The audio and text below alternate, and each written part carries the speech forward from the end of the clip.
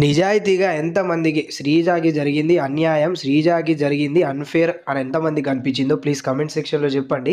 ఇంకో ముచ్చట ఏంటిదంటే మీరు ఫ్యూ వీక్స్ బ్యాక్ ఎళ్తే దివ్య గారిని లీస్ట్ ఓటింగ్ ఉందని హౌస్ లోపటికి తీసుకున్నారు. చదరంగం, రణరంగం అని. కాకపోతే ఈసారి చాలా అదనిపించింది. చాలా అన్‌ఫేర్ అనిపించింది. దాంతో పాటు ఎమోషనల్ కూడా అనిపించింది.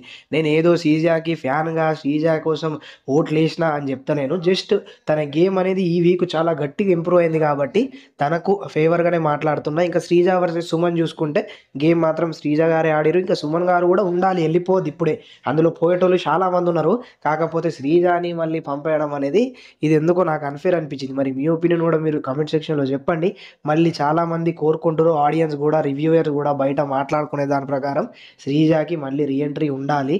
చాలా అన్యాయం జరిగింది. సో ఎవరు ఎళ్ళిపోయినా ఇప్పటిదాకా శ్రీజాకి మాత్రం అన్‌ఫేర్‌గా జరిగింది. ఇంకా మళ్ళీ రీ ఎంట్రీ ఉండాలి. ఇంకా ప్రియా గారు ఎలిమినేట్ అయినప్పటి నుంచి కూడా ఇప్పటిదాకా తను 100% ఇచ్చిర్రు.